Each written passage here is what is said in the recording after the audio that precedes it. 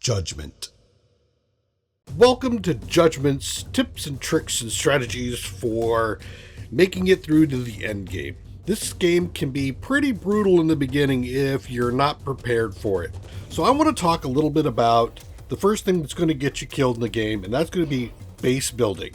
You're going to want to make a base that is small, contained, and forces the enemies during the attack, which will be this little meter here. When it hits the full 100%, you'll get warned that there are guys incoming. You're going to want to have a base designed like this to funnel them into one place. Otherwise, they'll come from you from all directions, and you'll find it very hard to fight them off. I have a little opening up here which gets blocked by a wood spike fence or a barrel or anything you want to put here. Sometimes what I'll do is I'll put it here just before the attack so that it's in construction.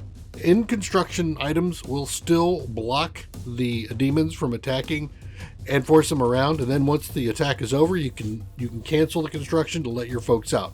Here is the sample for a small base. I have all these buildings here that prevent visibility and direct movement, so any zombie or I should say any demon coming in from the sides can't shoot through this. They have to come around. Once they get around here, they can shoot over the spiked walls, they can shoot over the garden, but we're going to step back and have people at a range of 6 or 7, which is going to allow us to shoot nearly every demon before they can get to us. So that'll funnel through here and they'll get killed off. Put like a tank or something out in the front to take in case something gets through to stop them. But everybody else should have ranged. And you can see down there, I got everybody with ranged. Later on in the game, you are going to have a much larger area like this. So you can see here, if you look around the outside, I got stuff all the way around blocking this. I put all of my farms here because they can't cross farms, but they can shoot over them. But the maximum range of any demon is 10. So if you have stuff that's at least 10 spaces away from there where you're going to stand, you're golden. I put these here, these two buildings here and these buildings over here to prevent line of sight until they've closed to a range that I can start to deal with them. So that way it forces those with the range of 10 and a range of 9 into a spot where they have to close. In this particular case, these barrels also block line of sight. So this is my killing zone right in here for anything coming through, and I have everybody lined up in the back with these spiked walls. The spiked barriers give you a bonus defense. Being in the trees gives you a bonus defense, so I have everybody lined up in the trees behind these spikes to have themselves to be able to shoot out here. Then I have guard posts back here. I have people put in, because the guard post gives a +2 on range, so everything that has a range of 7, which is this spot right here. So I put them at 6 so they have a little bit more range either way. And then these guys with a range of now 9, because they have a range 7 weapon in a guard tower, gives them range of 9. They also have that range, so they can place a lot of firepower down in here. And then on the sides I have bunkers, which give me a bonus, I think, of 3 range. And then I put snipers in here, and they start to pick off guys as they come in on the side here. They'll pick off guys through here and thin the crowd right through there. Their firepower is pretty high, but their fire rate is pretty low. So I would not suggest using nothing but snipers. Use range 7 stuff over here. We'll talk some more about that later. Material for sale. You're going to want to spend a lot of money here when you're building, and money will allow you to buy resources to build with. One of the early problems you're going to have is maybe collecting water and wood and things like that. There are some renewable resources on the screen here. Trees are a renewable resource. Later on, once you get the geologist station, you can start to research things like stone, clay, and aluminum deposits. You'll be able to get a couple more things at the higher tiers as well, but these all become renewable resources as well at this point, where you can sit down, do this. Once you've done it, stone will pop on the screen somewhere and you can go mine it and then do it again. Cash is used as scrap. You can make scrap, but that's actually not the best way to get cash. The best way to get cash is to look at the things that you can create. And I've whipped up a spreadsheet here, because that's the sort of thing I do, to figure out what it is that I'd want to do. My rules for my cash resource is, it needs to be an infinite renewable resource. So all the green things here are stuff that I can get by growing them or harvesting them off my own property. So for example, I can make boards off of wood. And with those woods and the boards, I can make arrows. So I can make composite bows if I wanted to, infinitely, to sell. Then I take a look at the total time to make all of the resources involved in crafting whatever it is I'm going to sell. And then from that, I look at the best sustainable, which is just figuring out, given the amount of time, what is the most effective thing for my money? Low tiers, cloth. Higher tiers, oil. Those are the renewable resources that I think you should just keep crafting. Have somebody just put it up on infinite resource, but put it down at a lower priority in your game, so that when you're not spending time crafting something you need, you're crafting stuff for sale. There are some resources that are not infinite. They are definitely finite because they are location based. So if you look in your game and you look at the map, you'll see you have sites like this, which will give you things like metals, alcohol. Some of this stuff is randomish. Some of this is location based. So what I mean by that is, if we look over in the area here, anything that has a little minecart, it's in blue, like a minecart here or this, these are location specific. I can only get this stuff, the aluminum, the minerals, and the quartz, in this biome. I can only get copper and metals. I think gunpowder is actually the extra stuff, isn't it? No, get gunpowder in this area. If it is a location specific resource, resin, you don't want to build stuff and sell it off, because you will eventually run out of it. There is, I mean, I finished the game and I've only cleared out a big section of this map here. There's still a lot of areas out here. The other thing about the biomes, from green to, from plains to forest to desert to city to savanna to mountainous, these are all increased difficulty areas.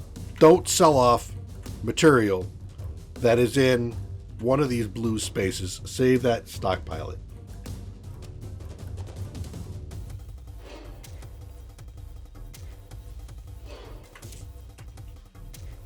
One of the items you'll be able to find is research. So for example, research materials. If you go looking through your plains area, you will find spots, and if you want to know where to find it, you can look underneath this search item. Everything that is currently discoverable, everything you see, this search will tell you about. It will not tell you about stuff that's out in this covered area in the fog of war. So you have to expose it first to be able to search on it. But once you search on it, you can see things like here, research materials. I click on this, and what it'll do is it'll unhighlight all the places that don't have research materials and highlight the places that do have research materials. Here. So I have to get all the way up into the cities to be able to start finding research materials. I think you might be able to find them a little bit sooner, but definitely in the cities. And then you'll start to find more things like the research kit. And each tier level in your research is going to require a higher level of item. Let's talk about team composition. Your team starts off with 5 people initially. My suggestion is you have 1 tank and the rest are all ranged. So for example, in my case, my tank has Boulder Guard armor at the moment for 13 armor, and all of the skills are geared towards making them stronger in armor. So in this particular case, my total armor is 15.9. Armor is going to remove directly from the damage done. So if I'm hit with 20 points of damage, my armor will stop 16 of it, and my character will only take 4. If I'm hit with 2 points of damage, I will always take a minimum of 1. So you can minimize it down to 1, but you can't get it down to 0. I would also suggest that you give your main tank other abilities as they come up, like the heal ability, and if they have anything that gives them bonuses to armor and or evasion, they should definitely have that as well, which is why this character has a riot shield, which is giving them plus damage or plus evasion and plus armor. Evasion is removed from the enemy's chance to hit. So if the enemy has a 60% chance to hit you, and I have 10% evasion, his chance now is only 50% to hit me. Personally, I think for the tank, armor is more important than evasion, and the reason for that is the range for the enemy's attack is anywhere from 60 for like an imp all the way up to 155 for a Demigorgon. In that particular case, any percentage of evasion on 155 that is less than 55 is pointless. You might as well have no evasion at all, because it will always hit. So you either need to max out your evasion if you want to have any impact at the late game, and they're going to hit so hard they're going to have to sacrifice armor for that, and it's not worth it. Get the armor over evasion for your main tank. Now, the ranged, who should be standing back and not being the focus of the attack, they can have evasion, but you also want to focus on things that are going to give them the chance to hit. So for example, here I've got Seth, who's got a laser rifle, but he's only got an NXRA vest. He doesn't have Boulder Guard armor. His armor's not really high. His evasion's higher, though, at 50. But I've given him an Eye of Horus, which is going to give him bonus accuracy damage. And also his skills are all skewed towards giving him accuracy and speed or damage. So he's got a quick shot. He's got bonus damage. He's got evasion because I didn't have anything else to give to him for that particular point.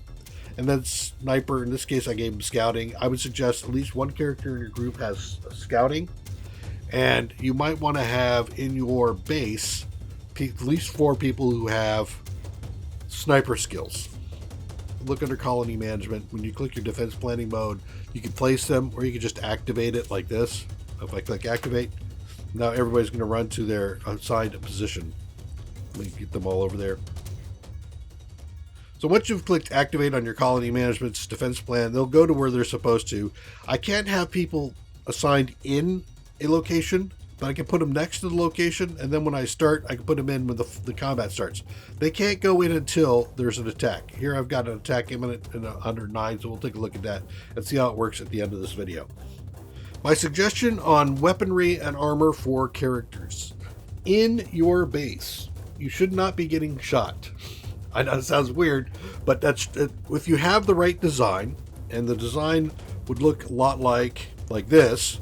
Here I have blocking things all the way around. It's a 50 by 50 grid on your map. I've built stuff all the way around the edge. You cannot build at the very edge. That red spot is unbuildable, but that's fine because demons can run across this area. So I've created this area here like this where they can't get to me or shoot me. They must come through this one little place, and they'll all pass through here to get to me. And I've got ranges here. The 7 range here is for my guard posts. This range here is for my weapons, my ranged weapons like compound bow or MTAR-21s later on. And then back here, if I wanted to, I could put these bunkers to include more snipers. But I put 2 on either flank to catch the guys that are coming in the corners to thin them out. Weapon selection. I would suggest that all your ranged characters have weapons that are at least range 7 or better. You want range 7 or better for this so that you can keep the people here up by the wood spike barricades to shoot the zombies coming in before they can get to you. All of the enemies in the game are listed here on this spreadsheet that I have, which will tell you things like range. So if you look through the ranges, you can see that in the beginning game all the way up to mid-game, the farthest anything can shoot is 5. So if you are back in a range of 6, none of the ranged creatures can shoot at you until they've come into that funnel, and you can shoot them down with that. Later on in the game, there are 3 more things that can shoot further: the Fallen Angel at 10, the Morax at 9, and possibly the Belial at 7. But all of these will be in will come into your cone of fire, your kill zone, to be able to shoot them down before they can get to you. And we'll see that at the end of the game here, at the end of this video. Last, let's talk about the research tree. The research tree has 5 tabs that you're going to be researching in: base, craft, weapons, occult, and ritual. Underneath the base, I think there are a number of areas very important to you. One is going to be expeditions. So if you come down through here, you're going to want to get to expeditions to get +1 in your task force. So instead of having 5 people in your crew, you can have 6. The 6th person I suggest should be another ranged. So you keep your tank out front to absorb the damage coming in and to stop anything that might actually rush your bodies, and use all the range to shoot things down. Later on, you will have advanced logistics, which will give you 1 more +1. But that person I would suggest to be a 2nd tank. You will find that in the late game, your tank is still going to take a beating. and it is helpful to be able to swap them out for your second tank or to spread the damage across the two as a front line to be able to get your damage down while still protecting your ranged forces. You're all going to also want to get down to colony defense under base. Colony defense is going to give you the guard station, the guard tower, which will give you a bonus on your range and also give you bonus defense. You don't really need the defense because nothing's going to be shooting you in there, but you do want the range. Also, further down on this map, this list, you're going to want to find the rainwater collector. The rainwater collector will allow you to stop pumping water out of the wells. This is a huge time savings on your colony. You're going to need roughly one for every person in your colony plus a couple. So you can see I've got this all listed here. These are automatic. So at this point in time, I am positive growth on my water, which is why I have 3,000 of it. So these are very helpful in reducing the overall time that you commit to pulling out the water and focusing on other things. Another item that's very important underneath the base is down here on the nutritional sciences here, which will give you companion farm. Companion farm will allow you to create 3 different items: vegetables, wheat, and herbs, all in rotation, rather than dedicating a farm to one of these. Much better usage. It is a little bit larger than a regular farm. Regular farm is 2x2. These are 3x3, but very much worthwhile. The last item that you're going to want underneath base is going to be computers. Computers is going to give you the computer station, which is a quicker way of doing research. And further you go down on this tree, the more points and research you're going to need to get to it. 2,000, 4,000, 4,000. So you need a lot of research points, and so you're going to want to accelerate your research by getting into the computer station. Underneath the crafting, there's 2 areas that I really think you need to pay attention to. Otherwise, look down the tree and see what it is that you like for the weapons and the defenses that you want to use. But the first thing is going to be brick making. Brick making is going to give you spiked barricades. Spiked barricades are going to be important for your colony defense. As you can see here, I've got these spiked barricades still at the very end of the game because they are good. They give you some defense. So if I do get one of those fallen angels over here taking a couple of pot shots at my people, I don't have to worry as much about it because they're going to have the bonus defense from the spiked barricade, the bonus defense from the trees, and then of course their own natural defense. The next item underneath crafting is going to be Materia Medicia. That's going to be a little bit further down here. That's right over here. That's going to give you a bonus to your maximum health. Again, health is going to be the thing that they're chewing away at. So your primary squad that you are sending out needs to have as much health as they can get. And so a bonus of 5% is very important. At 180 points, or I guess here, if I look at my primary person, we look at my main tank, my health here is a 265. So a 5% bonus on that is another 10 to 15 points of health. And at worst, that's another shot by the worst thing in the game. In most cases, that's 10 to up to 15 shots more that I can take, depending on what it is that's shooting me. Next, we're going to talk about weapons. My suggestion underneath weapons is all about base defense, and that's going to be, you're going to want to have a compound bow, the composite bow here. The composite bow has a range of 7, and everything here is going to be 7 or better. There are weapons that do more damage. I've created, surprise, surprise, a spreadsheet that shows all of the weapons that are in the game. My suggestion is for the front line, you want to have anything that's a 7 or better. Typically, there are a generic capability like the assault rifle, the composite bow, the MTAR near the end at a higher level. These are the weapons that I suggest you want to get and craft. You can craft all 3 of these, and so you can equip everybody with it. They do have a special ability. The MTAR with the ability for the grenade is actually quite handy at times. So those are the 3 weapons I would suggest you go for at the different tiers: compound bow or composite bow, assault rifle, and MTAR 21. For the flanks, you're going to want to use a sniper rifle type. So that's either going to be the sniper rifle, the 50 caliber, or the guided sniper.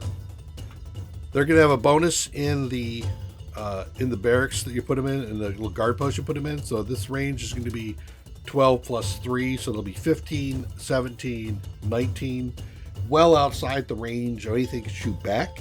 So all you're looking for is to stack a bunch of aim and or damage on those characters in the sniper guard post. Next tab is going to be the Occult Tab. We're going to be doing a couple of things in here. One is going to be Demon Anatomy. That's going to give you bonus damage against the demons of 7%. Again, we're looking at trying to get the DPS out and reduce the DPS in. So in this particular case, DPS out for 7% damage.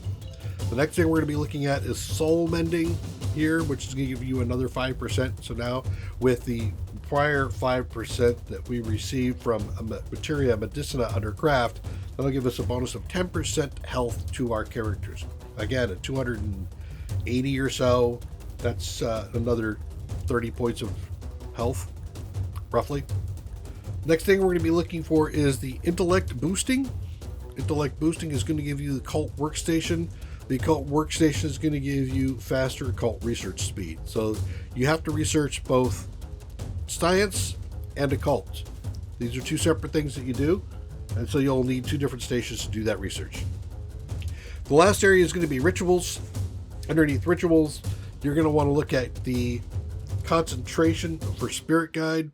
Concentration is going to give you a bonus to your research speeds for both science and occult. You do have to keep putting this up. It doesn't last forever, but it does last for 720 rounds, which is certainly long enough for you to keep this going as long as you keep an eye on it. The next thing I find myself using in here most of the time is underneath a defensive aura, and that's going to be defensive aura. Defensive aura is going to reduce the amount of damage coming in by 20%. So again, if we think about the worst thing that can be thrown at us enemy-wise, it's going to be down here with the Shaddam. The Shaddam does 40 points of damage at a range of 5. It's a nasty little creature, and if you're not ready for it, he'll wipe your group out that if you run into him. So be very careful about this guy. But again, he does 40 points of damage against my tank that has 16 points of armor. It means I'm taking 24 points of damage every time I get hit. I can get hit about 10 times by a Shaddam before I go down. So again, keep your armor up, keep your evasion going if you can. His accuracy is 142. So unless I'm beating 142, he's going to hit me every single time he shoots. Very nasty. At least he doesn't go very fast. Last thing to talk about underneath research is that each of these is going to require some type of research material to unlock a stage. The things that go off to the side don't require additional research materials, but each stop along the line as you go down for next tier requires a new kind of research material. They're going to require research material for the first level, research kit for the second, research data, a CD for the third, and for the fourth is going to be a data chip. And to find those, you have to go further and further out in the world. The world is geared to be range difficult. The further you go out, the more difficult the creatures you're going to run into, and hence the better you're going to have to be equipped. So the idea is as you go out, you'll get the research materials you need to get further out to get the next set of research materials that you need. So keep an eye on where the research materials are. They're usually fairly well defended. In this particular case, a possessed, 3 succubus, a werewolf, and a hellhound can be pretty nasty getting the basic research materials for tier 2. So all of this comes into play during your colony defense. Again, during colony defense, I'm going to put people up the front here. This person's in a guard post. This person is out front. Let's take a look at Alina, for example. She's newly joined us. She has an assault rifle, gives her a range of 7. She's got the basic Kevlar vest, and she's got a shield because she's out front. It is possible for her to take a hit or two, depending on what comes through and how long it's going to take me to kill it. These folks over here, you can see they have things that give them some bonus. This is a pendant for research, and I keep there so I don't forget it. But Lucky Charm, for example, gives me a 10% accuracy. Mostly I'm looking for accuracy bonuses. And when you're doing that, I would suggest that, for example, on the tanks, who I currently have equipped with assault rifles because I am doing fairly well with my damage. If I really wanted to boost that, I would look over here in the weapons section. I would look at melee, because a lot of the melee stuff has the bonus to evasion or bonus to armor. Here's armor piercing and a move speed.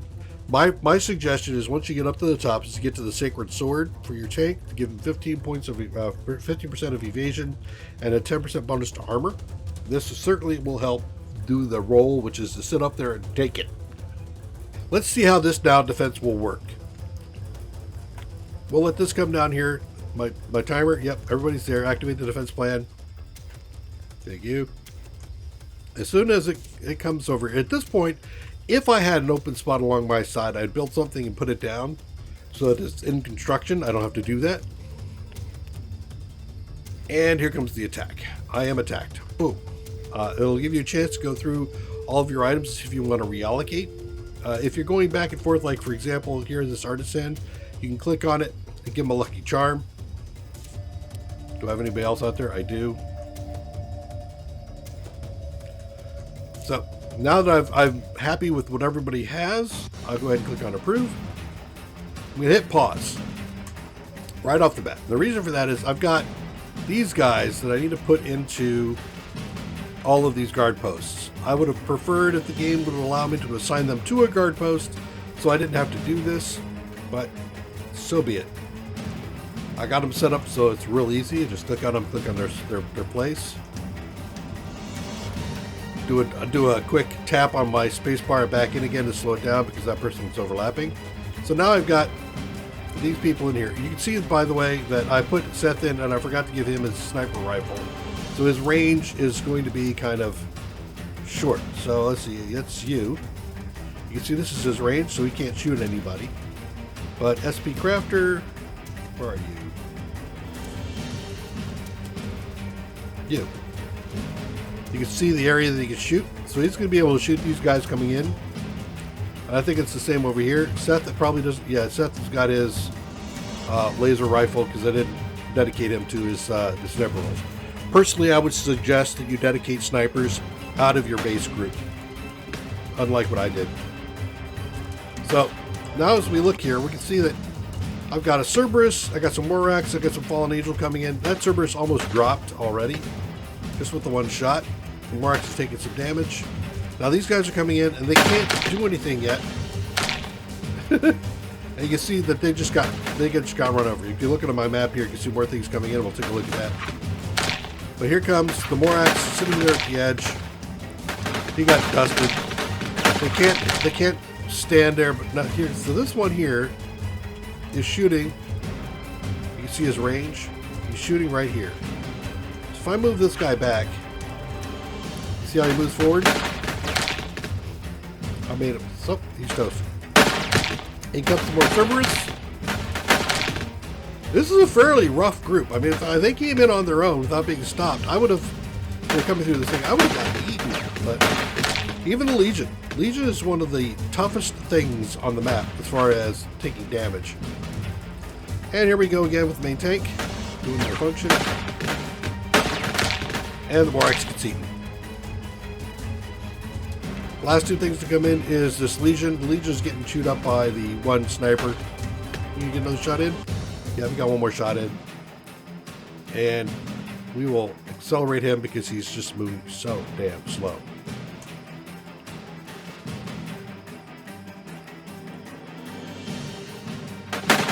And down. So that's how we survive without taking any damage, or in my case, very little damage, because I took a little bit on the main tank, but you can see I took a grand total of 16 points of damage. Not bad. Not bad at all. So the Legion. Let's talk about the Legion really quick. Legion is the thing that's going to cause you the most problem in this game, and that's not because of his high damage output. It's not bad. It's 22, but it's going to be because of his armor. He's got 14 points of armor. So when you shoot him with an AK-40, with an assault rifle or a composite bow, usually I think it'd be at around assault rifle range. When you shoot him with an assault rifle at 22 points of damage, he's only going to take 8 of it. So at 8 points of damage, every time you shoot him with a health of 275, you're going to have to hit him a lot to take him down. The good news is he's slow. He's very slow. You could, if you're in this outside with your assault team, you can outrun him and kite him around the map. The problem is he's never alone. So you got to make sure everything else is dead before you try to kite down the legions.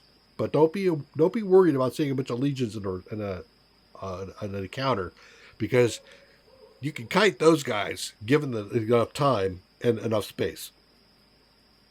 So those are my tips and tricks and strategies for dealing with the game in Judgment. By doing that, you will make it to the end game, and you will be able to finish this thing off either down the tech tree, the science tree, or finishing it off down the occult tree. Enjoy your games of Judgment. Thanks for joining me. Take care. Bye. I'm